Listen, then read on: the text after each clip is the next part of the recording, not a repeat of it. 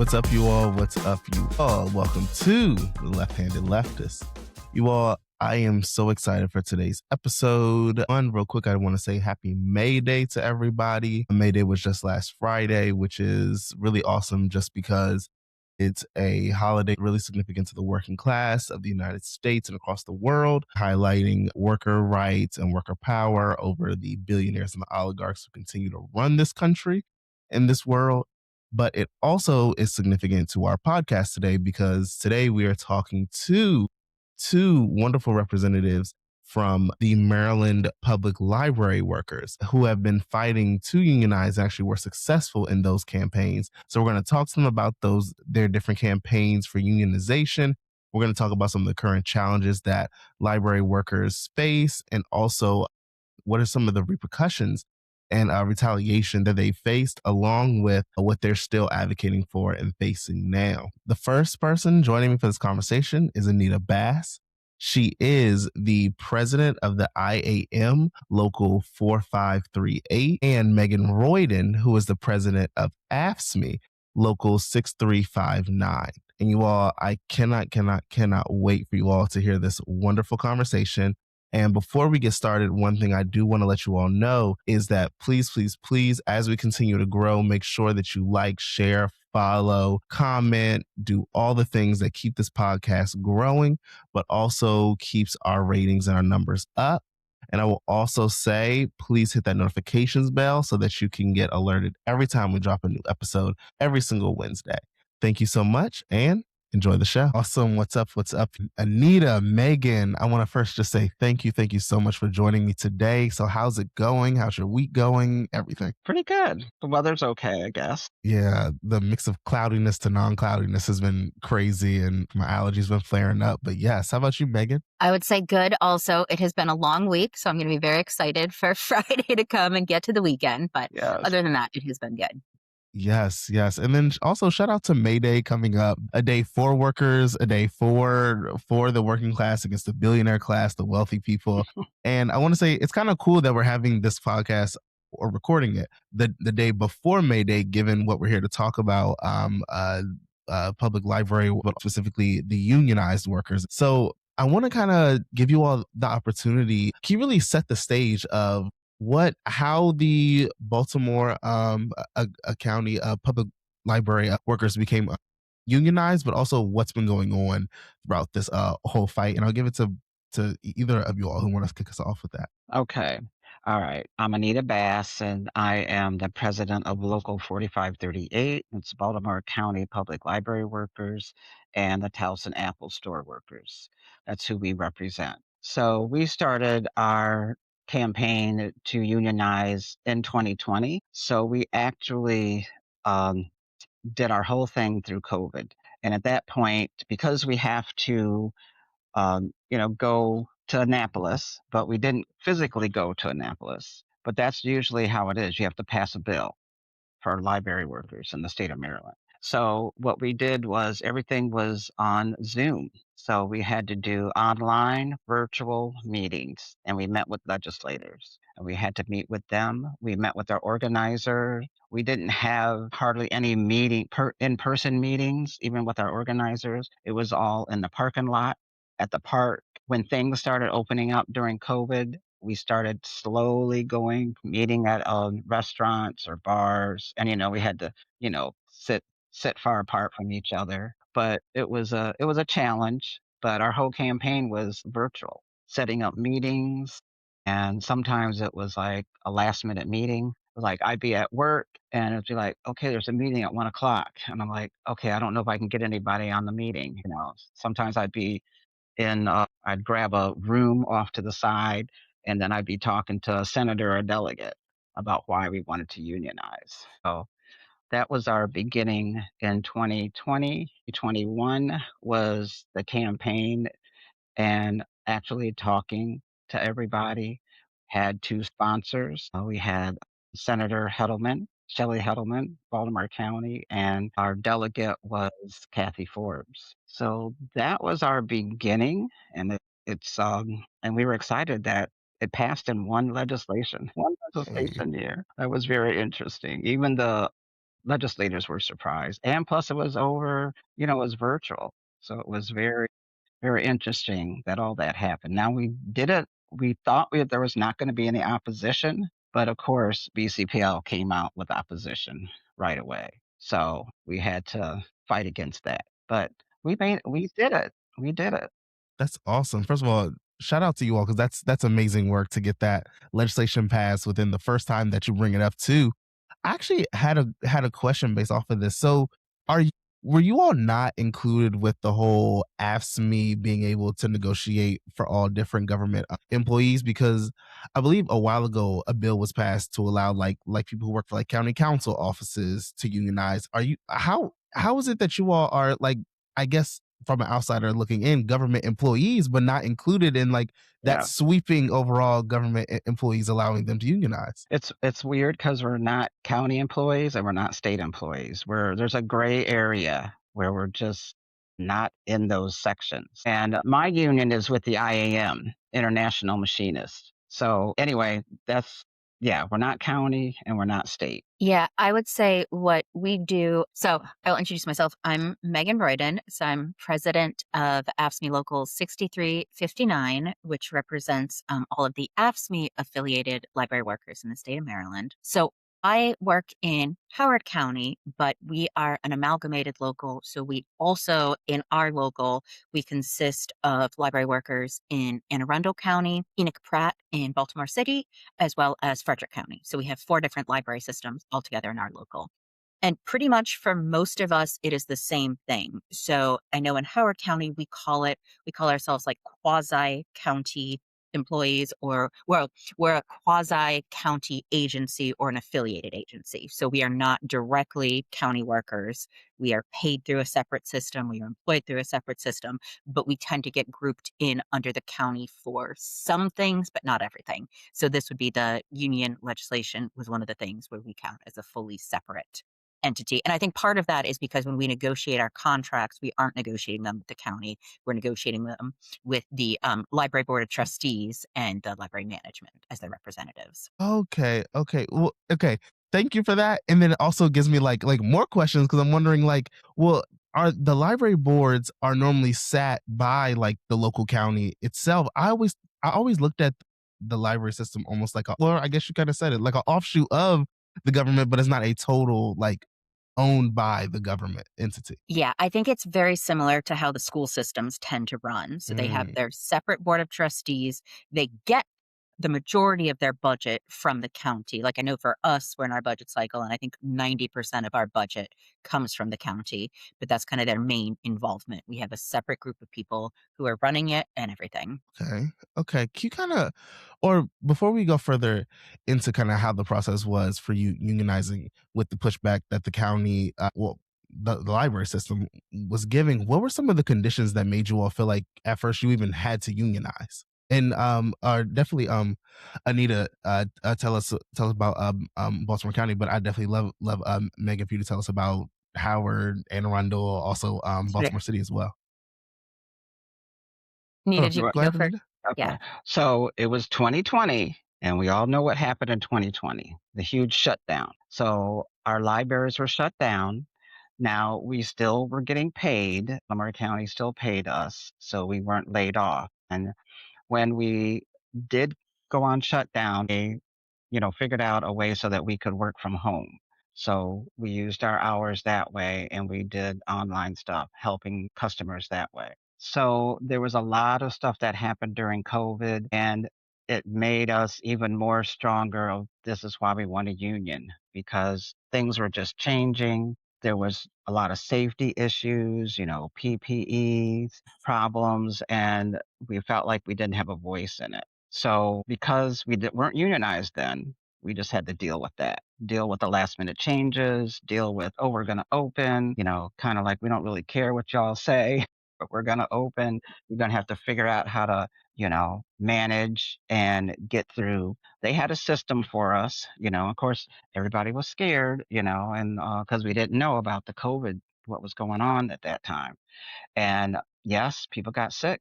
People got sick. It was like one by one, and then they did make sure we closed our branches. when we were sick. And so there was stuff that happened that just pushed us because of COVID, and it was a health and safety issue. That's what really started us.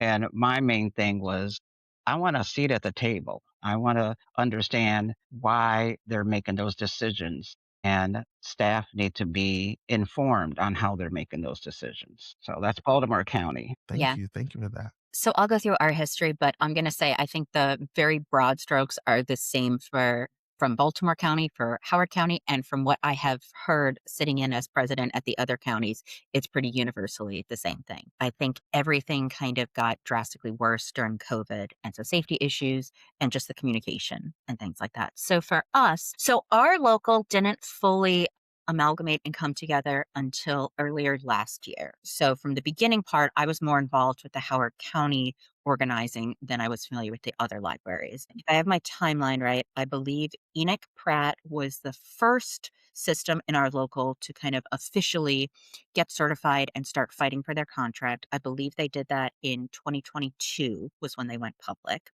Howard County, we had been in the very, very early talks of starting to unionize and starting to talk to different organizations in 2022 as well. But I think it was 2023 when that like really got off the ground and started to become an actual movement. And Arundel had to wait until 2024 for the statewide Maryland Library Workers Empowerment Act to be passed, as did Frederick County. So Frederick County then got certified so Anne Arundel, I believe, was certified in either the end of 2024 or the beginning of 2025.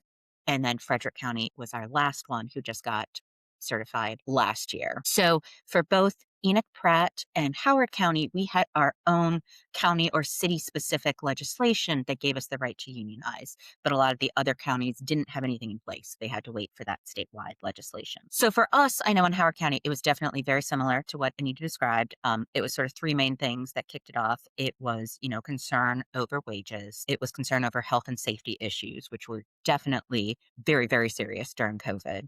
And it was concern about just transparency and communication. I think we have always had some issues with our management. At Howard County, they work in a separate building. So even though they're right next door to a public library, they're separated and they're in a public in a space where they just don't have customers coming in. So it just gives them that distance where they aren't seeing, fully the day-to-day operations. They have to cross the street, even if it's only a 50-foot walk, they still have to get up and leave the building. So I think we'd always had some issues with them having that distance and just not seeing immediately the consequences of policies they would come up with or just what the day-to-day reality was. I think that grew drastically, drastically worse during COVID. We'd started to go back to the branches, I would say probably like June 2020. So we were home fully for about 3 months, but I don't think our administrative branch staff returned probably until about summer of 2021 or something like that. So they pretty much fully stayed home, I would say, for at least a year. And even when they came back, they really started doing a lot of so that just decision making really, really widened that chasm between what those of us who are actually interacting with the public knew was happening and could see the results of the policies, and they would start instituting things. And it's just like, there's no way that's going to work. So it really got us to start talking to each other a lot more. I think in the pandemic, people got a lot more familiar with online tools like Zoom and things like that. So it became a lot easier for people to start meeting virtually. And another thing that helped us is after probably it was about 2022 or 2023, our library instituted a program that they called Coffee with a Colleague, where they recommended that you were supposed to get in touch with a coworker from another branch, from another department that you didn't know, and you would both be given $5 gift cards for like Dunkin' Donuts or Starbucks, and you would get like an hour or two on work time to go to a coffee shop, sit down and have a conversation. So you could connect with people that you didn't know, which was a really cool idea. Mhm. But of course, just getting to know people throughout the system and other branches and other departments really helped kind of open up and see that all of us were facing these same problems. I know for us, it very much had originally felt like much of a silo thing. Like you knew the people in your branch, but that was it. You had so little communication or interaction with other people. So that kind of kicked it off. And then it was a very similar thing for us. Like I said, we were under specific Howard County legislation. And we had some fights with that as well. Our legislation actually only gave full-time library staff the right to unionize. Our lib Wow. Yes. So our library system kind of threw a wrench in it at the very last minute, just like a week or so before we went public. Oh no, I think it was right after. No, I'm sorry. It was after we'd gone public. It was like a week or so before our election. They announced that they were going to let all part-timers unionize as well, which was great news, but it Okay. kind of threw off our election math. But it was really wonderful. I'm sure we'll talk about this later, but some of the problems that we had had with our on-call staff being fired earlier this year, that was able to happen because they were not included in our union, because at that time, under Howard County legislation, they weren't eligible. So it's something that we have been since trying to change.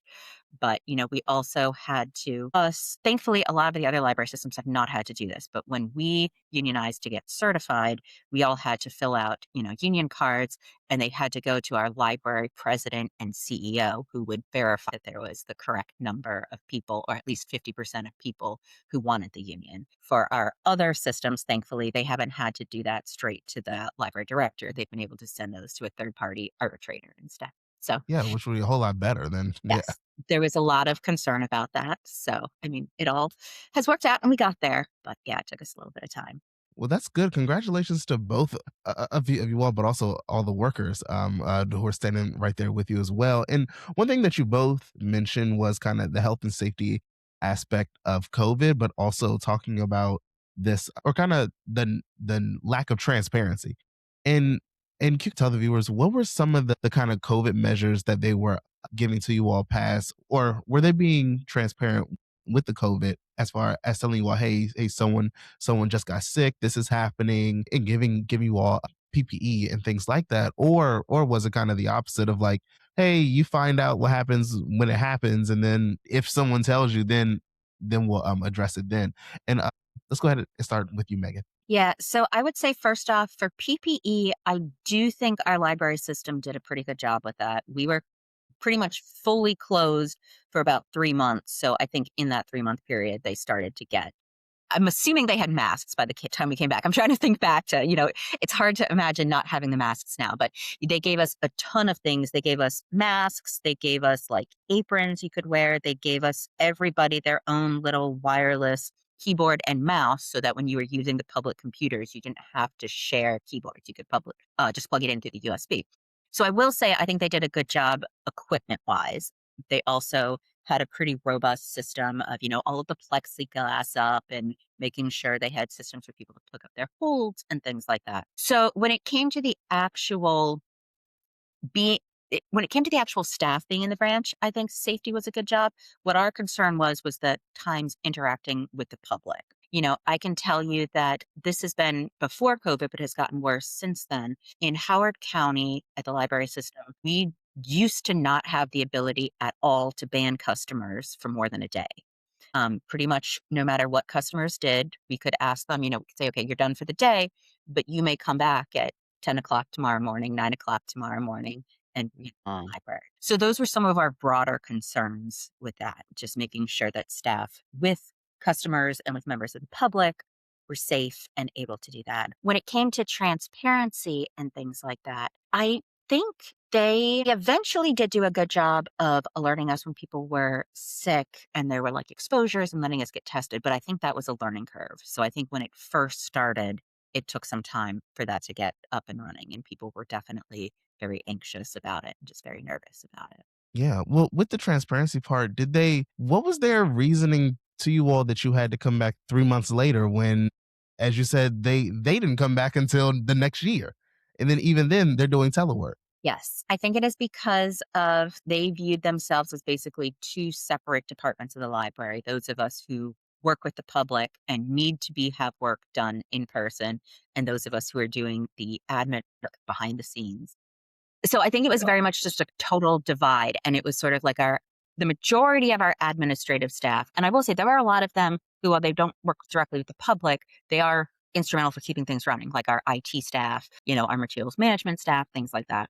So I think it's sort of just the higher up like cabinet level staff at our administrative branch, they don't work with the public, they don't work with the customer, so they just didn't really understand what all of us were going through, and they just viewed it kind of as a total split. And I think that was a big part of the reason why we started having this push to talk to each other and needing to have a say in what goes on in the workplace. Wow, wow. And then Anita, did you all have that same kind of problem where there was that split, but also that like lack of transparency to like why decisions are being made?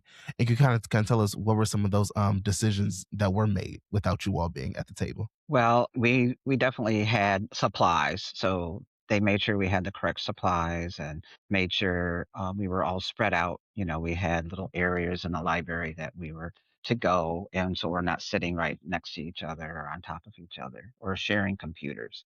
So, and we had a group. Like I was on a team of Monday, Wednesday, Friday. Then the next week would be Tuesday and Thursday. Then the other group would be Monday, Wednesday, and then we'd spread out the weekends. We weren't open on Sundays, but we were open on Saturdays. It was so that when somebody got sick, you didn't, everybody didn't get sick. Even though they closed the branches when somebody got sick, and then somebody would come in, the cleaning people, property management, come in and spray and clean and do all that stuff. So all that was good. Our main concern was lack of transparency when they didn't tell us if somebody got sick with COVID in our branch. And we found out by somebody saying, I'm homesick and I tested positive. Then that's what started us really like sounding out and saying, hey, we need to know because are we coming back in? What's happening? Or is the whole team going to, just that team that's going to be out? Are we closed on the branch or what are we doing? So they had to do a lot of pivoting to make sure the whole branch didn't get sick. Because if the whole branch got sick, then you got to close the branch. You have to close the Yeah. branch. And that was one thing that really upset us as far as the transparency went. They had us doing customers, and we did it by going outside, the whole curb, doing Okay. the whole Mhm. curb thing. So if somebody ordered books, we'd put them in a bag, have gloves on, mask on, and everything. We'd go out there, and there was a place where they could park, and we gave it to them. Um, they also had it so that people had to come up, and if they were returning things, they put it in, and we had a system. We cleaned things. We were constantly cleaning.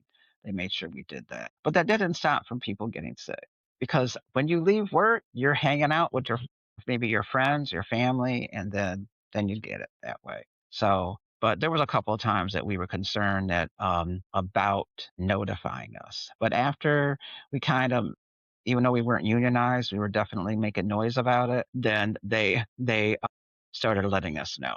You know, they Wow. would Well, let us know. it's sad that you all even had to make noise about that because you would expect everyone would want to let other people know, hey, someone has COVID, so people can take the necessary precautions. What was it like when you all went to management to say, hey, this is a problem, you all need to do better? Like how did those interactions with management go before the union?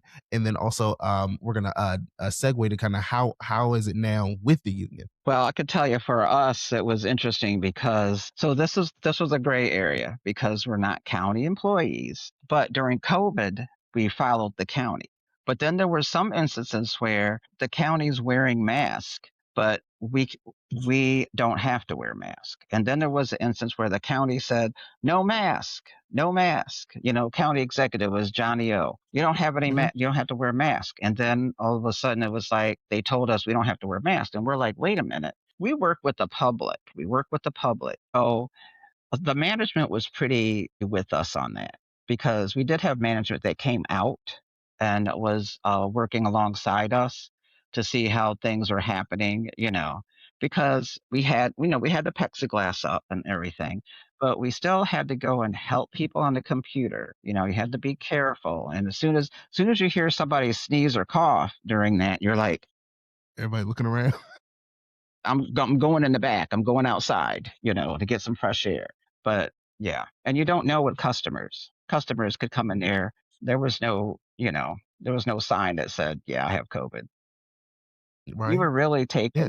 taking a chance, and especially if you were in that level of having issues, health issues, because they made a whole list.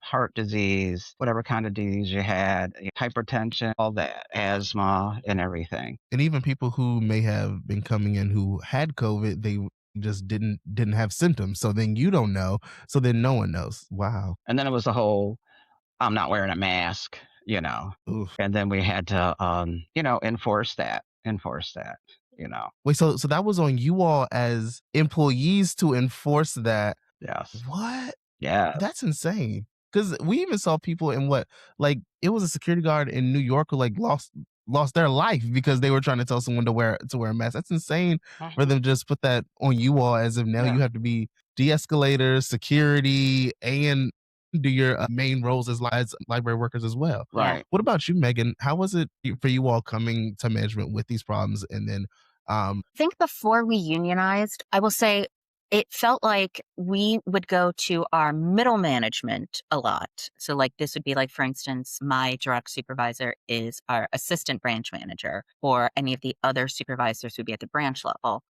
And they would be very, very sympathetic. They would understand our concerns because they're right there working with the public every single day. They know why we're saying it. So they would be really listen to us, be really sympathetic, but then they would try to take it higher to like the cabinet or the administrative branch and just get nowhere with it. I would say I don't even think the majority of those of us in the union would even really try to take it to that higher level because we'd all had the experience of having, listening sessions with senior leadership where they come in, they look so concerned, they nod along with everything you're saying, and then nothing, not a thing changes. It's like nothing. It's like, why do you even bother? So most of us, I think, didn't even try taking it to any of our upper level management who would have the ability to change things. So I'd say, like, our managers on the ground were very good, but unfortunately, they didn't have any power to change these sorts of things either. And I just wanted to say, kind of touching on what Anita had said about customers wearing masks. I remember for us, many of our staff, and honestly, many of our staff still do like wearing masks, when they're at the branch. People, I think, really had a preference for wearing masks themselves, and yet they were so relieved when that mask mandate stopped being enforced and customers were able to come in without them again because it is just so stressful having to be on guard for it, having to enforce it all the time. We were lucky that in our system, really nobody did more besides grumble at you when you told them to put the mask on, but it never got too confrontational, but you just never knew, just hearing those stories, you never knew what was going to happen.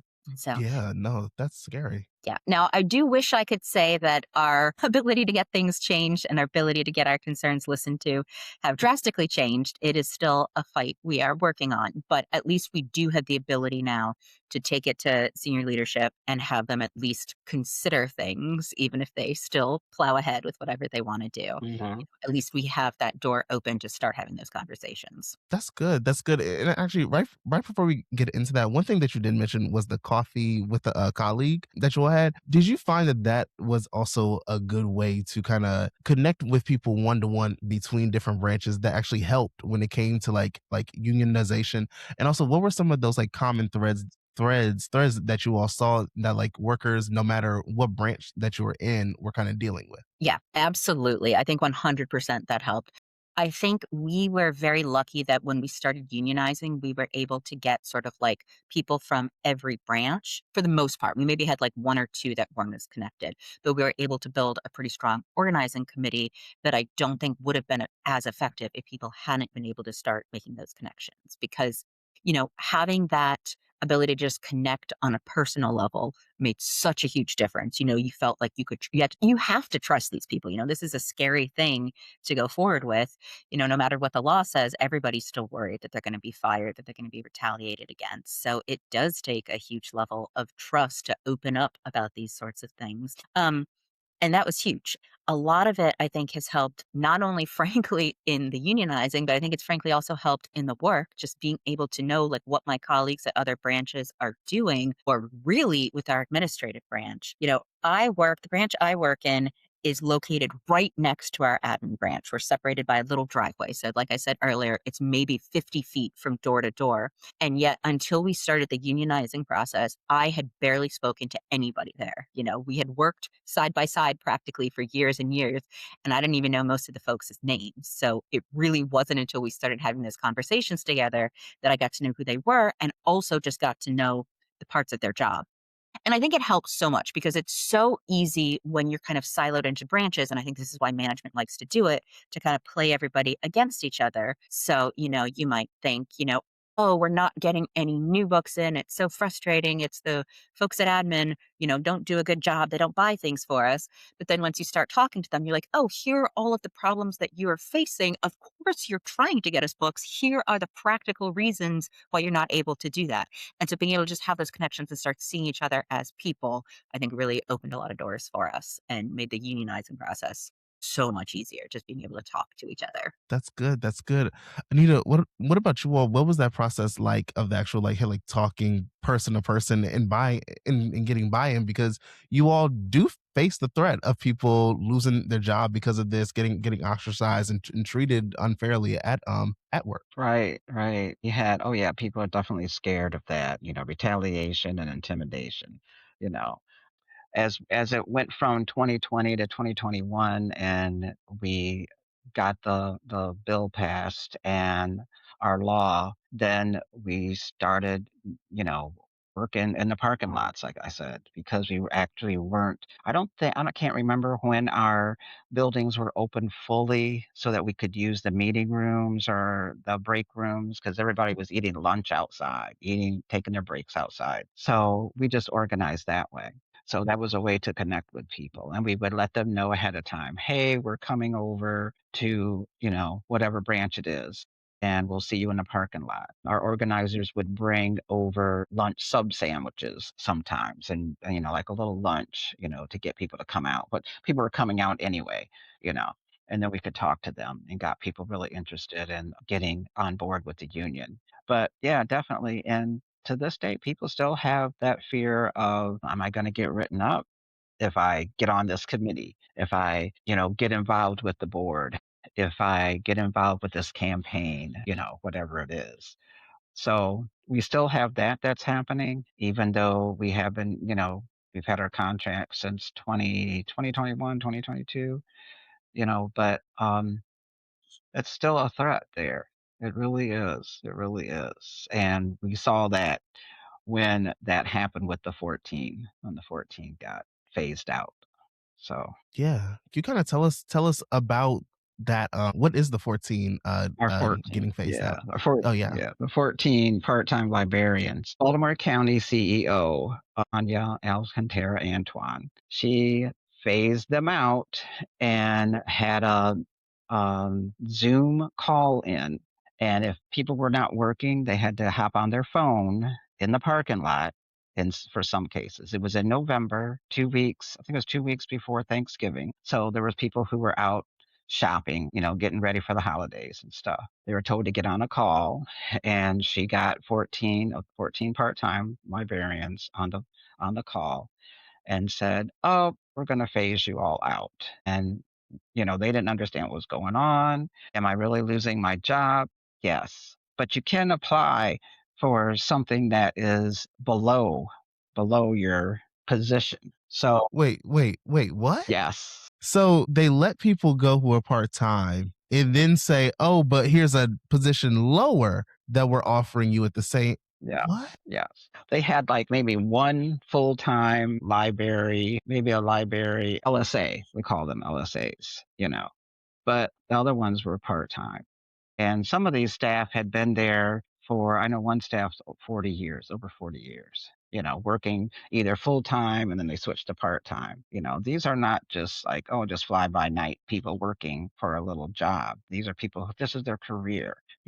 There's a couple people that have masters. It was terrible. It was terrible. But we got them back. That happened on a Thursday. That happened on a Wednesday. On Friday, she reinstated them. So the whole process happened. She fired I'm going to say fired. She fired the HR director on Friday. We were told on Friday that she was gone.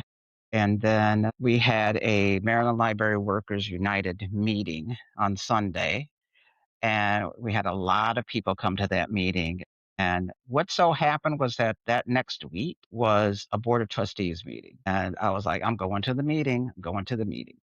And the night before was a county council meeting. So I had already gotten the county council involved. They didn't understand what was going on because my first thing was, where's the funding? If she's doing this and she's trying to cut funding or move money around or whatever, we didn't quite understand why because we were already in our fiscal year. So money doesn't change like that until it's time to go to the county council and talk to them about the budget and the county executive, but there was no changes. In fact, county council told me that a library got an increase, which they usually do get a little bit of increase every year. So we didn't understand what that is. I still haven't got the answer on that neither. I'm still working on that one.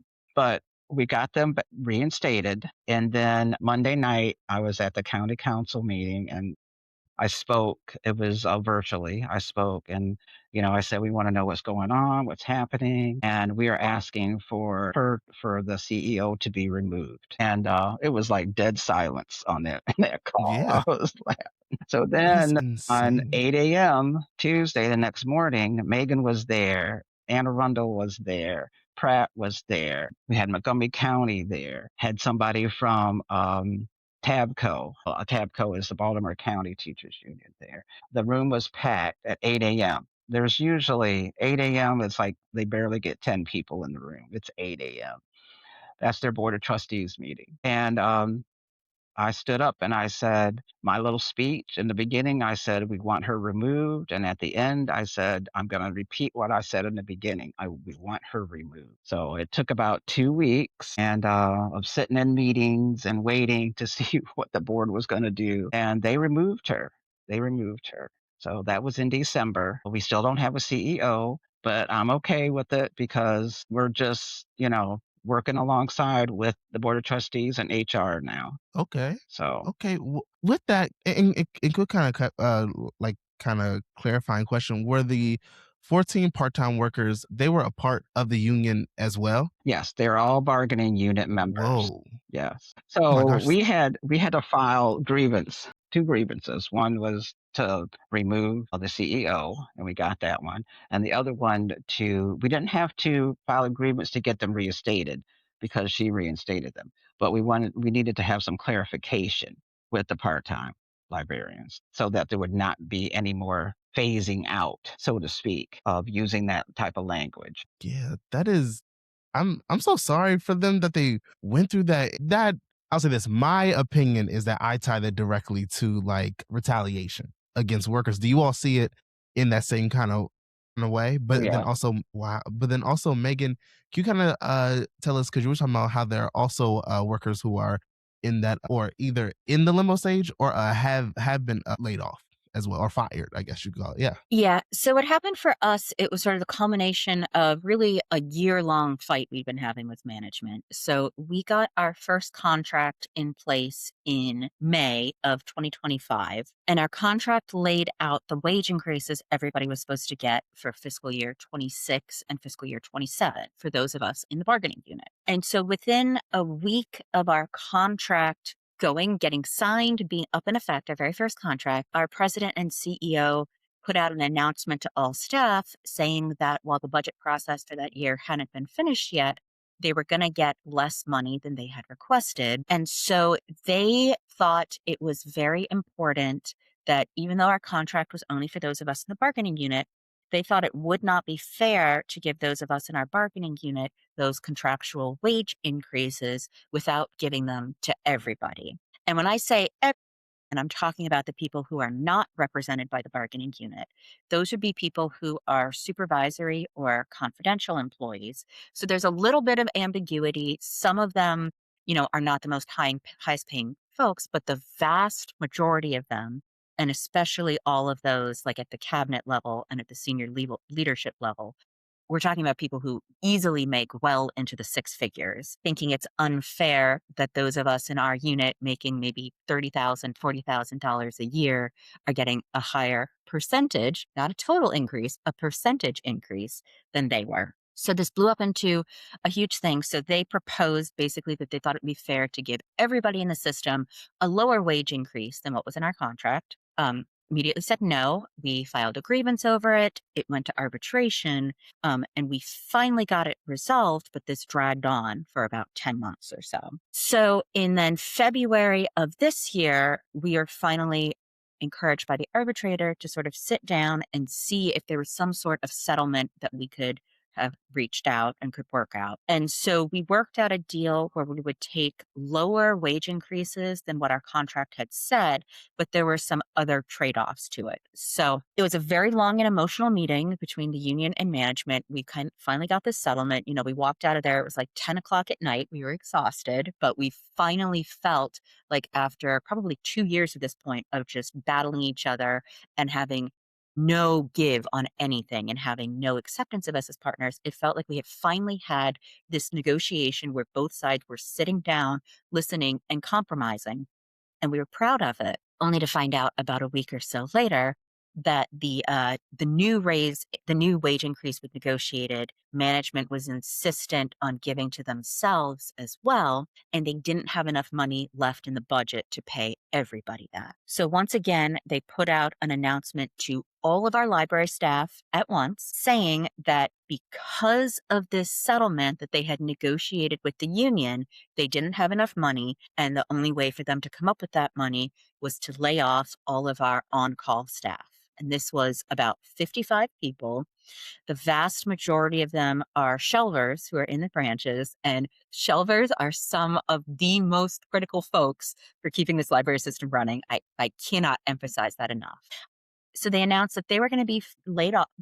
They said phased out. I don't really understand how you could call it a position being phased out when it's effective immediately. Wait, what? Yeah, they basically gave them all about a week's notice that they were out of a job. And they did this and they blamed the union for it at the same time, saying it was because of the settlement that we had negotiated and saying that it was something that had been made clear during that settlement meeting would be happening and the union was aware of it. As someone who was in that settlement meeting, I can say unequivocally that never happened, was never discussed at all. So it really felt like just an absolute knife in the back coming from them. We had been battling this for 2 years, and not only did it seem like this was slamming the door in our face, but they were firing 55 of the coworkers who you work with every single day at the branches. And as I had said earlier, these folks were not in our bargaining unit under the original law that we had gotten certified under. They were not eligible. While they are now eligible under the Maryland statewide law, we have to go through the organizing process to get them added. So they were not in the bargaining unit. Also, they don't get automatically just added in. No, we have to certify them. Yeah. So it's sort of a lengthy and complicated process to do. So they have not yet been part of our bargaining unit. And I think this was their mistake. I think they really thought that, okay, we can blame the union for this, but we're not technically firing anyone from the union. So there's nothing we can do, there's nothing the union can do about it. And while that was true, probably from a legal perspective, I think what they didn't anticipate was how strong these bonds between all staff were. I think what they expect was that our on-call staff would attack the union and blame the union for this happening, and we would be at war with each other. But that didn't happen because we've built up this communication network. We were able to reach out and talk to everybody and just share in this pain and this outrage that this was happening. So this all happened on a Monday, it was announced. And what really didn't make sense to me, and I don't understand why they chose this timing, but again, I think it speaks to them not understanding how this was going to play out. But this was a Monday. That following Saturday was our library's big annual gala fundraiser. It's called Evening in the Stacks. They tout that they get so much money in funds and donations this year. And it's just a huge black tie event where they invite all of the politicians and all of the who's who from the county. Now, last year in 2025, during this annual fundraiser, we had still been working on our contract and we had really been at a sticking point with wages. So we held a rally outside of this fundraiser in 2025, which made a huge difference and basically got our contract wrapped up within a week or two of this happening. So I can't imagine what they thought was going to happen, but very understandably, we said, okay, we now have to be there. So we only had a week to put it together, but We basically called an emergency union meeting and asked everyone to invite all of those on call shelvers to this meeting. Normally, for union meetings, we would keep it to members only. But since this was such a drastic situation, we really wanted to open it up, make sure as many people were there as possible so we could talk to people all at the same time and make sure there wasn't this miscommunication. Just absolutely set the record straight about this is what happened. So we had this meeting on Tuesday, and then we immediately got to work planning this rally for about 4 days later. So we put together the rally, and at the same time, we put together a letter campaign. So we had letters going out that people could sign and send out to both library management as well as all of our Howard County politicians. Like I had said earlier, the library, while it is an allied agency, it's a quasi agency of the county. It doesn't directly fall under county supervision, but we had really learned throughout our previous actions, even if it's not official under it, there is a lot of unofficial pressure that the county, the community, and the media can place on this library system.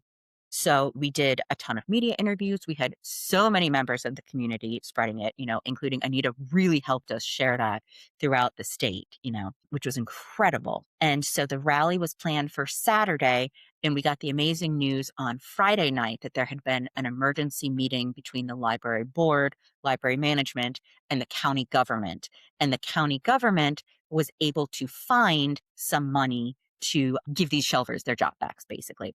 I think the total amount the library said they were down was about 300,000, and they did cut some other programs as well as these 55 jobs.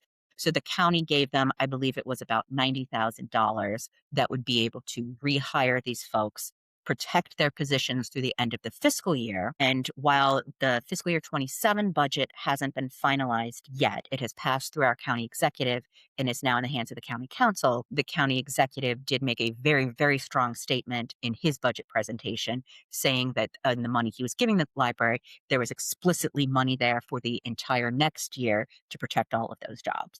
So it was really It's amazing. incredible, and it was a huge effort from people to get it together, but it was, yes.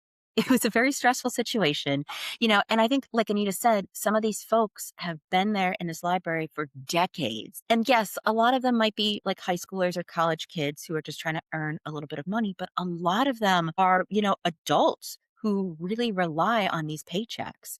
And so to just see them be fired unceremoniously like this, and to know that it was happening because the richest people who work for our library system weren't happy with the bonus they already got. They wanted to give themselves an even higher bonus.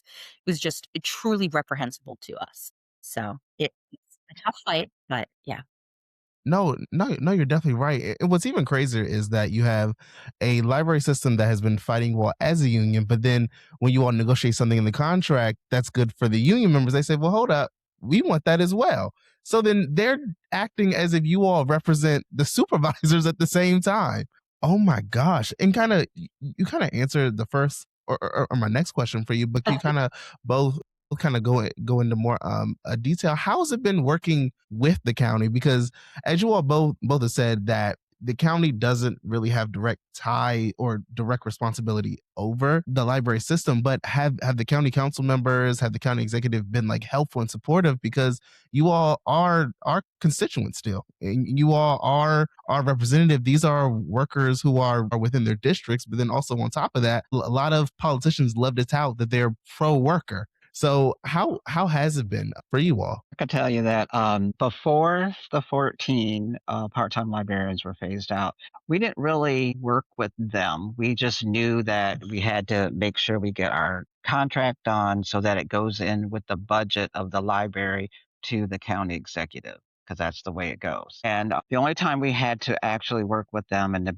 very beginning was when we couldn't find our contract, and we were waiting for the CEO to sign it.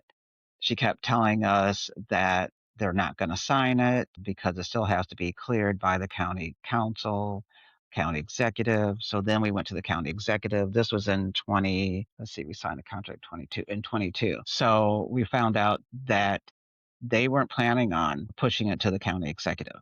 There was a lot. There was a lot with that. So we got that straight with Johnny O, and we had to get a resolution. That was a lot of work, stuff that I had never done before.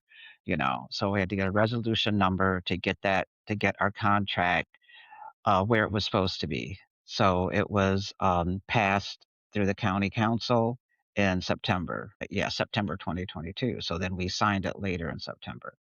Since then, there was really no interaction with them. But I'm pretty much in tune with my senator and my delegate, and I've always been an activist with whether it's with children or whatever, something in the community. But when this happened with our 14 part-time librarians, I had a friend, and you know this friend, Nicole Dvorak.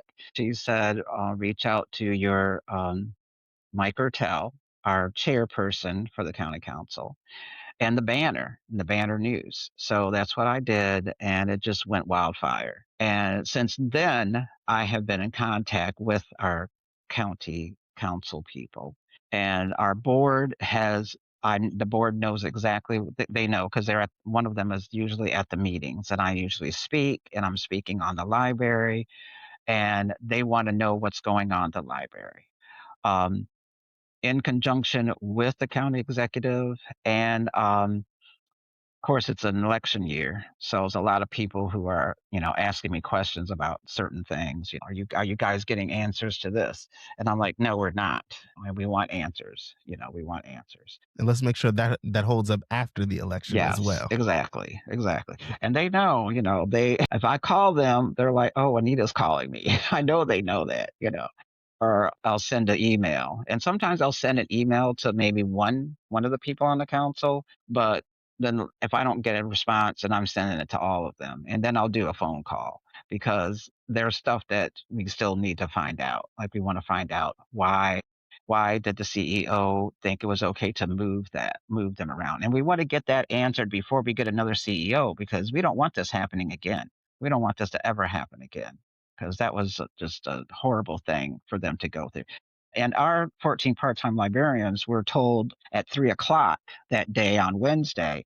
By 3:30, they were walked out with a box or a trash bag to their car, and they had to leave right that day. So it was crazy. Whoa. Yeah, it was crazy. Yeah, I would say a pretty similar thing for us.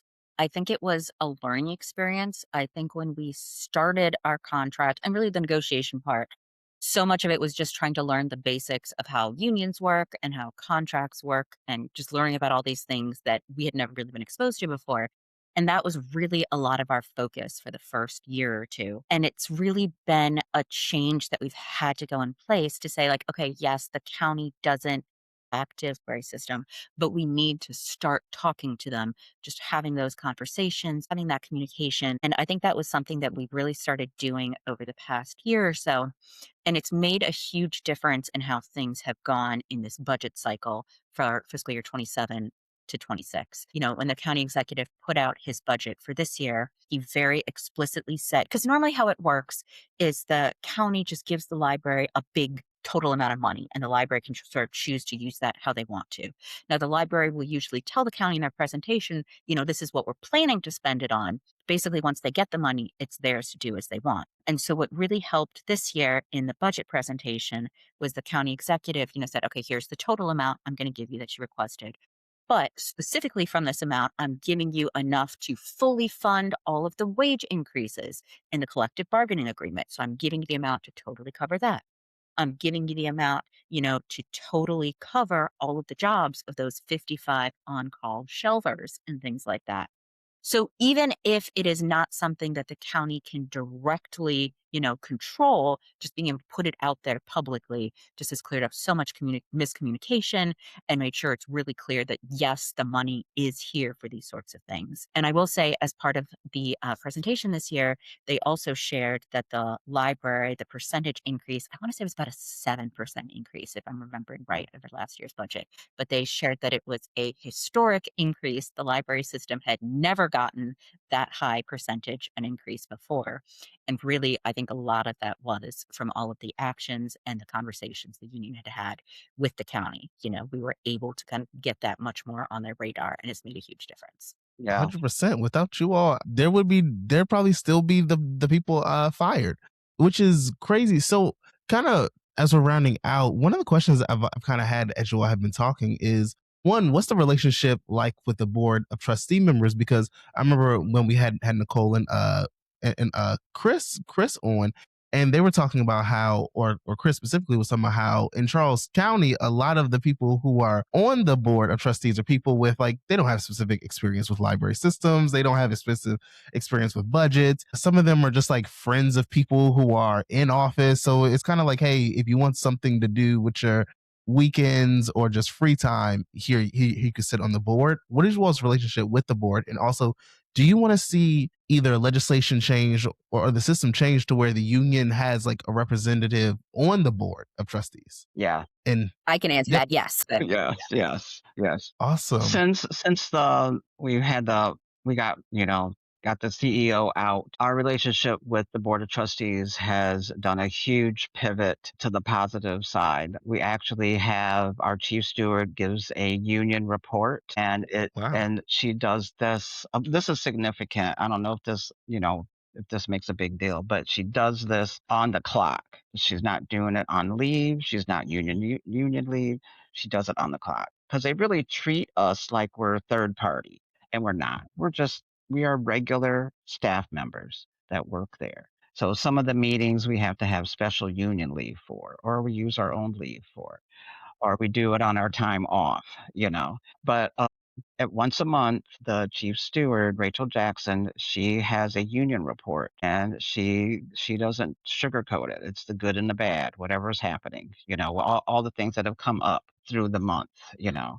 And then she usually takes that to our labor management committee meeting with the labor management committee union side. And they meet with HR and some of the admin and then talk about all that. But I'll tell you one thing, they've done a huge pivot. There was no way to reach the board. They made up a Google, Gmail so that we can send them emails and stuff. They don't always answer those emails though. That's one thing I'm still like, hey, I need to know an answer on something because I just sent them something just recently. And it's just like, oh, thank you for your email. Yeah, I need an answer. I don't need an Yeah. automatic reply. Okay.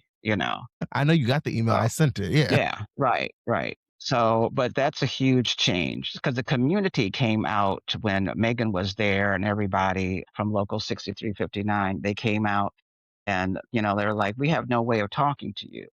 So we had to go to the press, we had to go to the politicians to talk. But yes, if we could have somebody on the board, I think that would be good. I think it would be great. And I'm sure Megan feels the same way. yes. I would say, unfortunately, our relationship with the Board of Trustees hasn't quite reached the levels yours is at.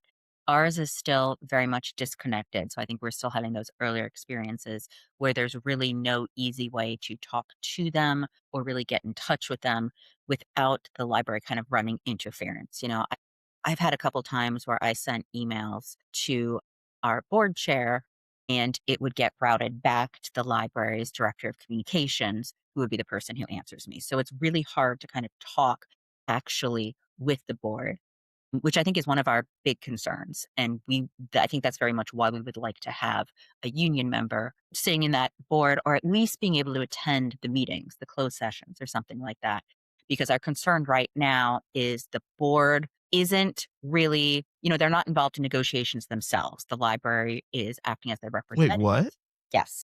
Yeah. Well, I'm thinking the board member, like the board appoints a member to also be on these. Whoa. No, all of our negotiations have been solely members of the library's upper management. So everything that happened with the contract, none of them were in the room for. And then this upper management of the library would go back and report to the board about what happened. But since we have no way to communicate with Do them, they?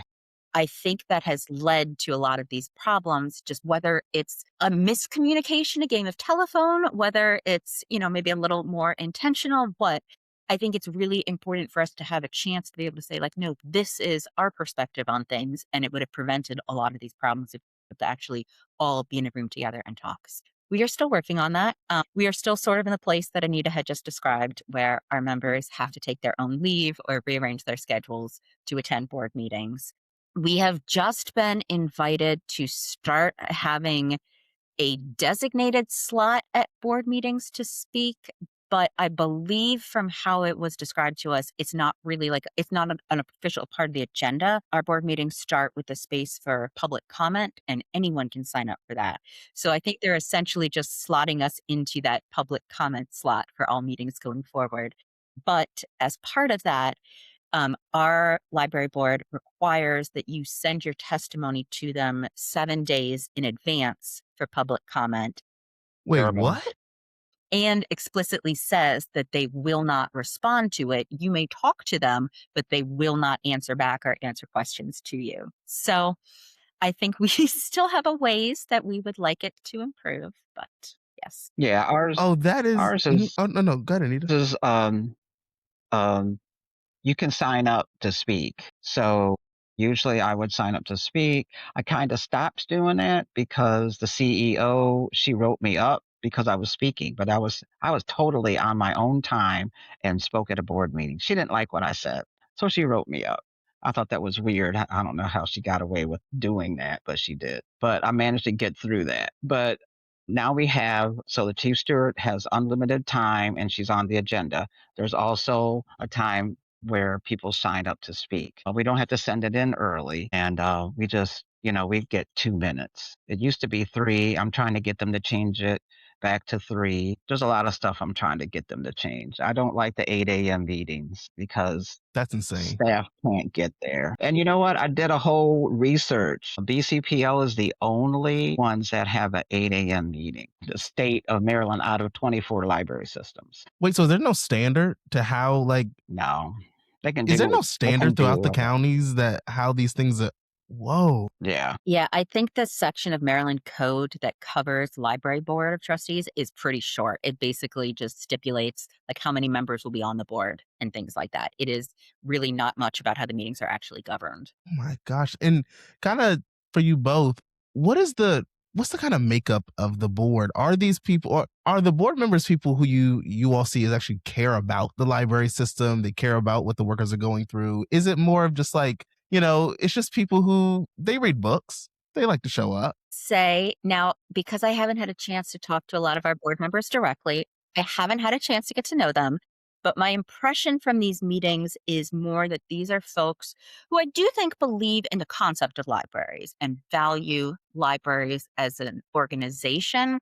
I don't think they have had much experience getting to know the staff and understanding what the staff go through on a day to day.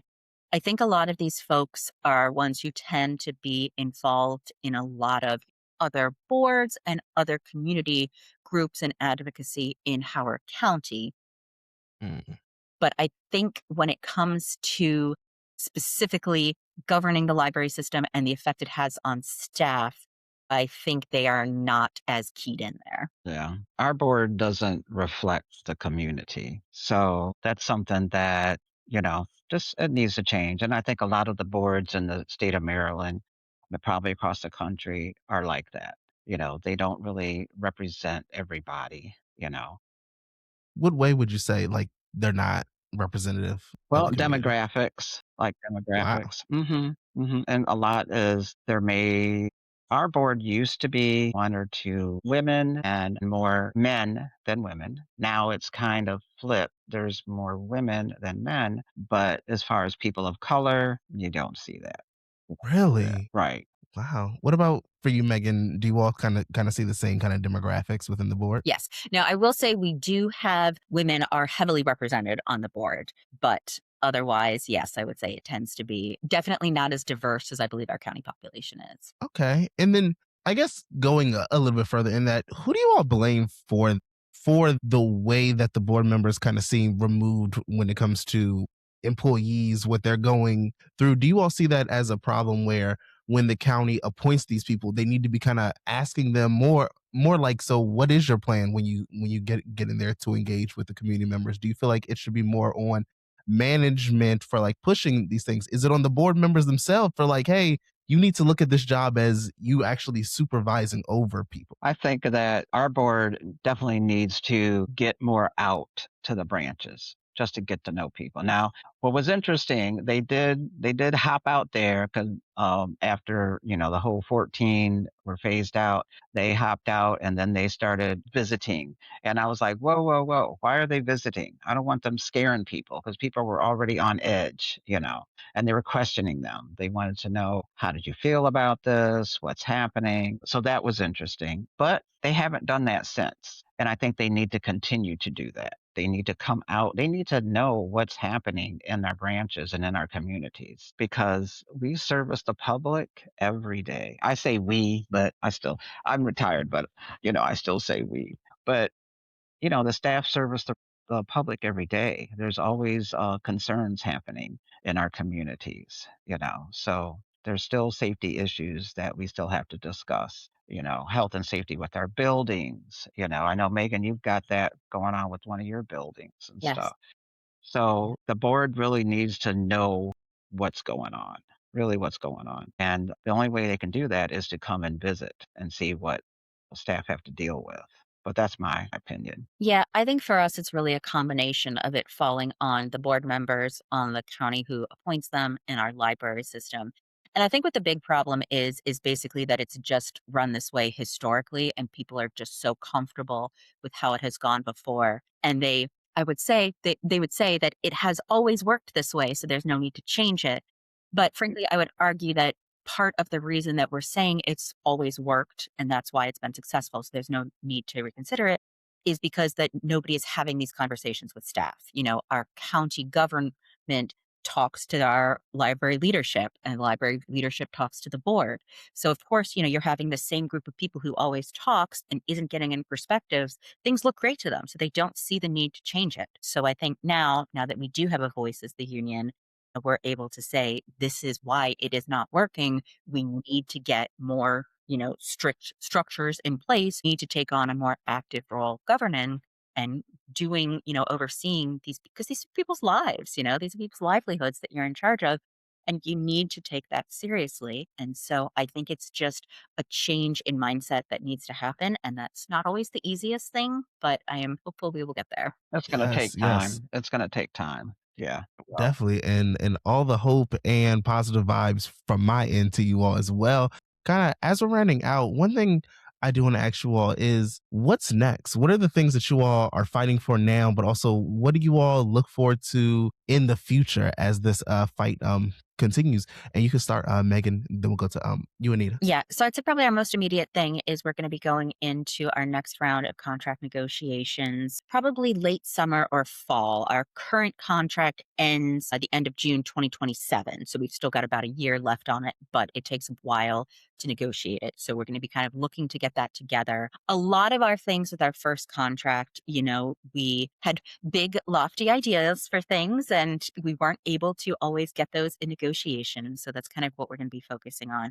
Right now, one of the big things that we've been pushing is like a wage and classification study, because it's been, oh gosh, probably 15 or so years, I think, since our library did any kind of study or comparison looking at, people throughout the state or in other library systems, and making sure that both the rates we're paying are competitive with what other people are doing, and also looking at people's jobs and just making sure that their job descriptions are accurate to what has actually been people have actually been doing over the past years, because it's very easy to have things creep in here and there and the job description stays the same. So that's sort of our immediate big focus right now, trying to look at that, see, and take a look at, does our pay structure make sense. Awesome, awesome. What about you, Anita? so we'll be going, of course, in negotiations again and going through our financials and negotiating them. But I know what's on my plate, along with Megan, is the right to strike for the state of Maryland, for public workers, for library workers, and for school teachers. Well, the schools. So that's something that we're working on too. Also, Baltimore County, just passed two laws and a legislation so that our supervisors unit could be included in our bargaining unit. So right now we will be working on getting them to a vote so that if they want to unionize, they can unionize. So that's something that we got a lot of work to do on that. So we're happy that we got that through. The governor should be signing it into law probably next month sometime. But that took the full 90 days of the legislation to get that through, and we did it. Do you mean the right to strike or the Baltimore County one? The Baltimore County Mm, supervisor.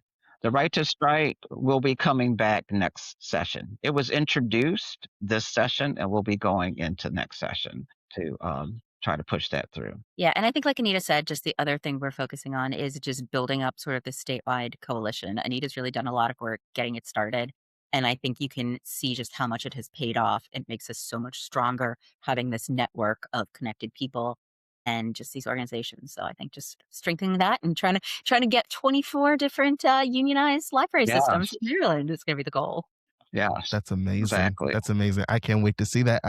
I know I said last question, well, but you kind of made me just like think of some. So I'm so sorry, but That's please okay. hold on with me just a little bit. Two kind of questions I had. One is how does that work with the inclusion of supervisors? Because I've never heard of it where like supervisors are like included in the union, and does that bring like a conflict of interest to where like I'm in the union but also my supervisor is too, so I have problem with them, who do they go to, and are we going at each other? How does that work? So I can talk about that some because that's how Anne Arundel is set up right now. They have two different bargaining units in Anne Arundel County. So they have their non-supervisory unit, which most folks are in, and then they have a separate supervisory unit. So they're all in our same local. What we try to do is make sure we have representatives from both on any committee. So like they bargain their contracts together. They sit on like our health and safety committees and our labor management committees together. And what we do is just make sure there are enough stewards and things like that so that if there ever is a time like that where there's a member having an issue with their supervisor, they both have separate stewards and representatives that they can go and talk to. So they never really have to worry about it conflicting or there being any, conflict of interest or anything like that. We make sure that if there is something going on, they're completely separated and have their own people that they can go and talk to, and it's not being shared. Yeah. And the school systems work like that, fire department, the police. There was a bill, wasn't there a bill a couple of years ago where all statewide supervisors were able to be part of the bargaining unit eligible? So, yes, that's what our plan is. They will definitely have their separate contract, but when we come down to negotiations, labor management, some of their issues are the same as the employees' issues, the regular staff.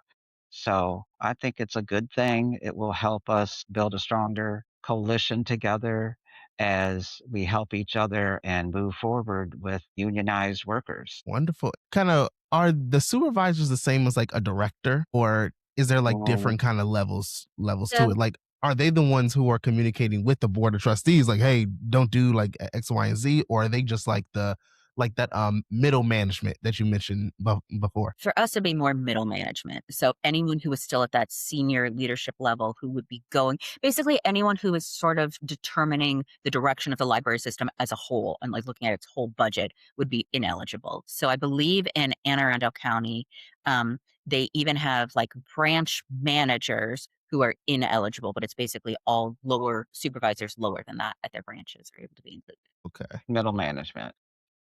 Okay. Okay. Thank you for that. And then my second to last question, I promise you all, was can you kind of talk about the importance of right to strike? Because a lot of people look at unions and say, oh, once you have a contract, you're good. You have nothing else. What is the importance to making sure that workers can actually go on strike? Well, we need leverage. We need leverage because we can get into negotiations and it'll just drag out, drag out. We'll argue over something stupid like chairs at the desk. That's what we did our first time around. We went to arbitration over chairs on the desk, and the arbitrator kept coming back and saying, they're not going to give you chairs. So 2 years later, the CEO says, oh, we're going to let y'all have chairs. The previous administration wouldn't let you have chairs. No, it was you, lady, that wouldn't let us have chairs during negotiations. We are just asking for one chair at a desk. So that type of thing is where if we do a let's vote to strike before we're talking about negotiations, that tells the employer that they're serious. We need to get on the stick and get through this negotiations and not stall because they want to stall, stall, stall, kick the can down the road.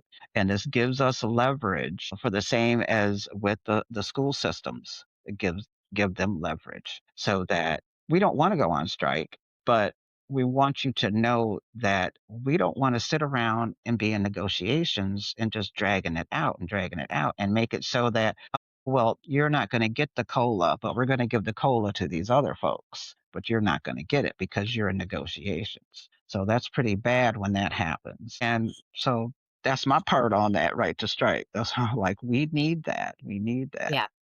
I would say Megan this, can say this is the how same thing. yeah, this is how we're able to build strong union contracts, having that leverage and having that tool at our disposal. And like Anita said, it's something that you never want to do, but just having the ability to it makes management take you seriously in a way that they don't without it, because they know basically that they are holding all of the cards ultimately. And it really helps a lot too, because like a lot of things that we are fighting for in contracts are things that are going to help really the library system as a whole, not just the staff. We're talking about health and safety things that are good for us, but are also going to be good for the community. So not only does it help us build a strong contract, but that strong union contract really helps us build a stronger library system and a stronger experience for the community. And it helps everyone nearby who maybe isn't unionized, but sort of just once you get that wave started, you get things moving, it really spreads throughout.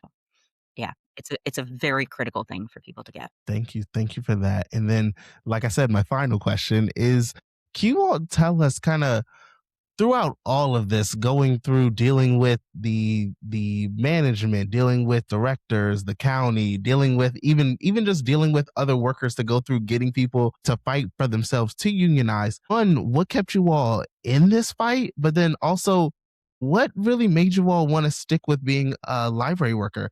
And Anita, I'd love to start with you with that. Okay. Well, when I got started in it, I was like, yeah, we need more power. We need more power. We need a seat at the table.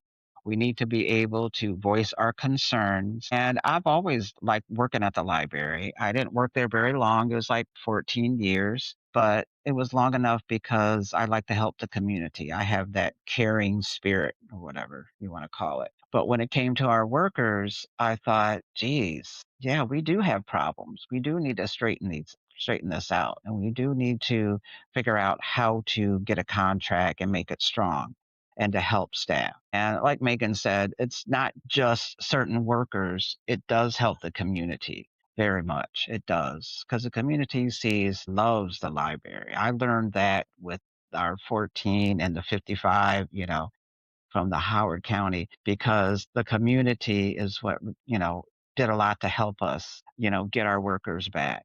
They voiced their concerns too, just as much the workers. But for as far as me staying in it, I'll probably be in it for a while. My president's see ends December, and we'll see if I go past there. In our union, you can be a retired union member if you pay dues, and you can still be involved in different things. So that's great. Yeah, Thank you. I'd say for us, as a library worker in general, I think the thing I've always really valued about it is just that essentially the core of the job is just helping people.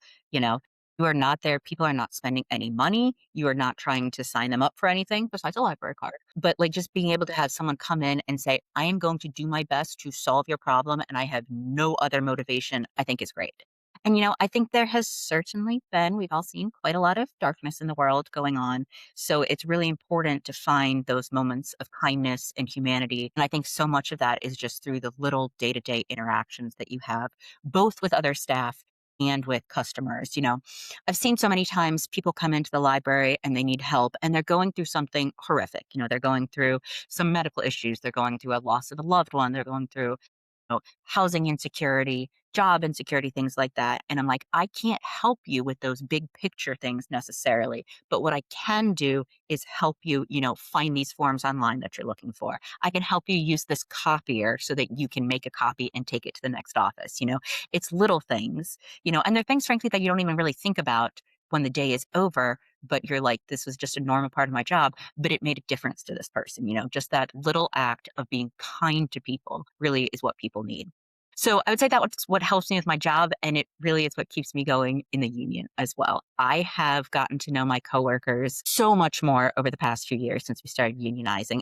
It is truly amazing, and just getting to see how amazing everybody in the library, everybody in the union is, it really makes the difference. I'm sure Anita can tell you, there are a lot of long nights. There are a lot of times when you are exhausted and you feel like you're not going to be able to keep going, but then someone comes up to you and, they say what a difference something you did made and just how much you helped them. And really, I think that is what keeps me going for it and just makes it all the worthwhile. Yes. That's Yes. amazing. That's amazing. You all do incredible work that people don't mention. And again, when Nicole and Crystal here, even talking about how, to you all's point, that it's people who may need to like apply for some rent relief program or some program to help them with like a family member's estate, that you all turn into de facto like kind of computer experts for like people, and also like almost government social workers at the same time, while also being library workers. So the work that you all do Right. is definitely I Yeah. usually say we're critical. kind of the last like catch-all whenever other social services are cut other places and they're slashed as programs end, people come to us as the last resort for Yeah. help. And it's incredible Yeah. being able to help with it. When they want their taxes done, like tax season just got over with. It's like, yeah, they're coming in there, getting their forms, last minute forms. They want to figure out how to do an extension, an amendment, whatever, you know, and we guide them to the computer. And this is what you have to do because everything's online now. People come in there, they're all upset, you know. I got to do this on a computer. I never did it before that way. And then we just have to say, okay, well, here you go. Here's the website, here's the form, and you can fill it out, print it, and do what you need to do. Yeah. It's a very rewarding So, job. yeah. That's Oh, yeah. incredible. It is. You all are the superheroes of the community. Like this is incredible work. I want to like say, can you all please tell people just like how they can find out more about the union, how they can volunteer, how they can support, and any last messages that you all have for the viewers here. And you can start, Megan. Okay. Probably the easiest way to find us is to look on social media. We tend to post most of our updates on Facebook and Instagram, and we have specific chapter accounts, but we also use our local accounts. Probably the easiest thing to do would be to look for our local. It's AFSCME 6359. And for those of you who don't know, AFSCME is AFSCME and then 6359. So you look for us on social media and we'll be there. And I would say just try to get more connected, with what's going on. Like I had said, there is so much going on in this world right now, and it can be very overwhelming to look at the news or keep up with things. But what I've learned through this process is how much people are looking both for connection on like a local level and just looking for sort of small problems that they can make a difference with. And I think that's it. Just kind of keep abreast of what's going on and you can actively see something that you can help with and your support makes a difference. And that's huge. Huh? Love that, Anita. Yes. Our website is local 4538. So you can look that up and you can see how you can contact us and see what's happening. We put different stuff up there. We also have social media, Facebook, Instagram. So, and Maryland Library Workers United is on Facebook, and we post stuff on there about the great things that are happening in our library community, and also with other, campaigns of unions. So, Awesome. I love that. You all the different links that they mentioned, the websites and social medias will be in the show notes below. So please give those a check out. Please go follow their social media, like and share and all that. And thank you all so much. And remember, thank this you. is a podcast, so please like, share, subscribe, do all the things to keep this podcast going and get this message out there. And then hit that notifications bell so you can get reminded every time we have a new episode, which comes out every Wednesday. And with that, Anita and Megan, thank you all so much for being here with me, and see you all next time. Thank you. Awesome.